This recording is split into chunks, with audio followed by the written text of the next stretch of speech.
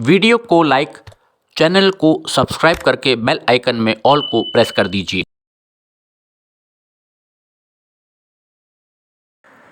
नमस्कार, trains and travel में आपका बढ़नी स्टेशन से बहुत बहुत स्वागत है। ये वीडियो बना करके भेजा है अखलाक भाई ने। बढ़नी स्टेशन जो है हमारे गोंडा गोरखपुर लूप लाइन पर पड़ता है, एनईआर जोन में आता है, लखनऊ मंडल में। यहाँ पर विगत कई वर्ष से वॉशिंग पिट लाइन का जो कार्य चल रहा था, अधूरा पड़ा था, उस काम में अब तेज़ी आई है।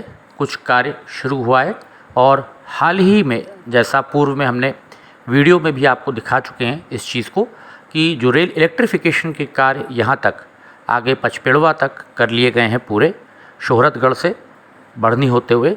उसका principal chief electrical engineer A K Shukla जी ने इंस्पेक्शन भी कर लिया है और इतना सेक्शन अब हमारे एनईआर जोन में और जुड़ गया है लखनऊ मंडल में इलेक्ट्रीफाइड रूट होकर के। हालांकि अभी कार्य अधूरे हैं, आगे अभी सुभागपुर की दिशा में लगभग 86 किलोमीटर के आसपास कार्य बाकी है, जिस पर अभी तेज़ी से रेल विद्युतीकरण का कार्य किया जा रहा है।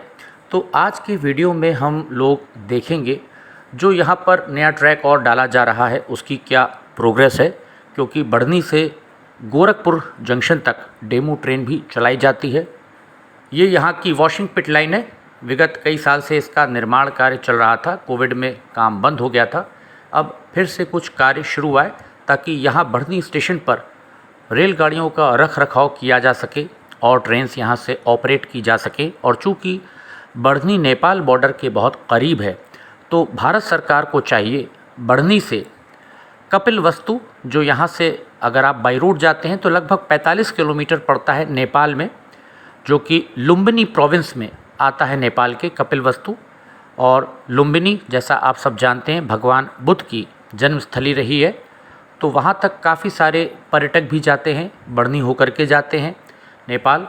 तो अगर जिस प्रकार से बिहार के जयनगर से नेपाल के कुर्था तक रेल लाइन बना दी गई और डेमू सर्विस वहाँ पर चलाई गई है, उसी प्रकार से अगर बढ़नी से नेपाल तक कपिलवस्तु तक अगर रेल ट्रैक बिछाया जाए, जो कि मुझे लगता है 35 किलोमीटर के आसपास पड़ेगा, तो यहाँ पर देखिए जो नया ट्रैक डाला जाएगा, अब कंक्रीट के स्लीपर्स बिछा लिए गए। इसको आप पहले देखिए, फिर हम वीडियो में आगे कपिलवस्तु वाली जो ट्रैक है उस पर चर्चा करेंगे कि किस प्रकार से भारत सरकार को, भारतीय रेलवे को अब कोशिश करनी चाहिए नेपाल में इन रोड्स बनाने की, ताकि जो रेल सेवा है दो देशों के बीच में वो और बढ़ सके, जिससे लोगों को फ़ायदा हो, टूरिस्ट आते हैं उनको फ़ायदा हो। तो सामने आप देख सकते हैं यहाँ पर गाड़ियों की जो रख रखाव है वो किया जाएगा मेंटेनेंस के लिए। ये शेड यहाँ पर तैयार हो गया है। नीचे 2 ट्रैक्स यहाँ पर पड़ेंगे, जैसा आप देख सकते हैं। हालांकि ट्रैक अभी अधूरे हैं यहाँ पर, और कार्य अब चूँकि शुरू हो गया है, तो उम्मीद की जा रही है कि कम से कम नए वर्ष तक, 2023 तक, यहाँ पर ये जो अधूरे ट्रैक्स हैं बढ़नी स्टेशन पर यार्ड में, इनको कंप्लीट कर लिया जाएगा कम से कम, ताकि यहाँ पर ट्रेन्स को पार्किंग में दिक्कत ना आए, पार्क करने में, और साथ ही साथ उनकी जो मेंटेनेंस है उसके कार्यों को कुछ यहाँ पर किया जा सके। क्योंकि बढ़नी स्टेशन पर भी कार्य बीच बीच में रुक जाते हैं, लेकिन ये है कि अब कार्य चूँकि शुरू हो रहे हैं धीरे धीरे। आसपास कंक्रीट के स्लीपर्स आप देख सकते हैं, तमाम सारे जो यहाँ का मटेरियल है, डंप है, ढेर है। और यहाँ पर ये इतना बड़ा जो शेड आप देख रहे हैं, जिस प्रकार से गोमती नगर स्टेशन के पास कोचिंग डिपो है, तो उसी प्रकार से यहाँ बढ़नी में भी आप देख सकते हैं शेड एक बहुत बड़ा आपको दिख रहा है, जिसके अंदर रख रखाव किया जाएगा। तो बढ़नी स्टेशन पर अब ध्यान देना चाहिए। और यहाँ से चूँकि कपिलवस्तु नज़दीक है नेपाल में, यहाँ पर आप देख सकते हैं किस प्रकार से कंक्रीट के स्लैब्स रख लिए गए हैं और ट्रैक अभी इस पर बिछाया जाएगा, बांधा जाएगा।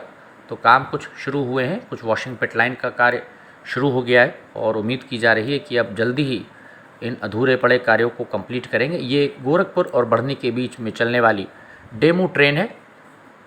तो यहाँ से अगर बढ़नी स्टेशन से कपिलवस्तु तक भारतीय रेलवे सर्वे करे और नेपाल सरकार के साथ मिलकर के अगर ये रेल लाइन डेवलप की जाए, तो इससे जो बॉर्डर पर तमाम लोग रह रहे हैं उनको भी फ़ायदा होगा। साथ ही साथ मालगाड़ियाँ हमारी जो है, ट्रेड व्यापार, वो भी बढ़ेगा।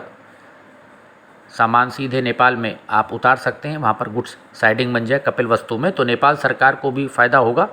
तमाम सारा सामान चीनी हो, गेहूँ हो, चावल हो, जो भी वो इंपोर्ट करते हैं मालगाड़ियों के ज़रिए बढ़नी से कपिलवस्तु यानी लुम्बिनी तक, जो प्रोविंस है उनका, वहाँ तक पहुँच जाएगा। तो अगर कपिलवस्तु तक लगभग 35-36 किलोमीटर मुझे लगता है ट्रैक बैठेगा, अलाइनमेंट उसका, क्योंकि रोड से थोड़ा लंबा है, 45 किलोमीटर के आसपास पड़ता है। शोहरतगढ़ होते हुए आप ऊपर फिर नेपाल की दिशा में जाते हैं।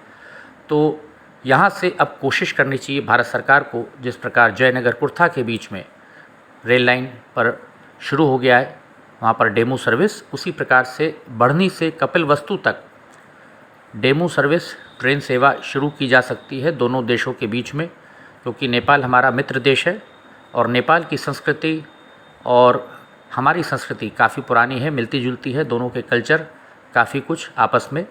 तो कोशिश करनी चाहिए भारत नेपाल के बीच में एक और रेल रूट हमारे उत्तर प्रदेश से अगर बनकर तैयार हो जाए तो ये सभी के लिए बहुत लाभकारी होगा।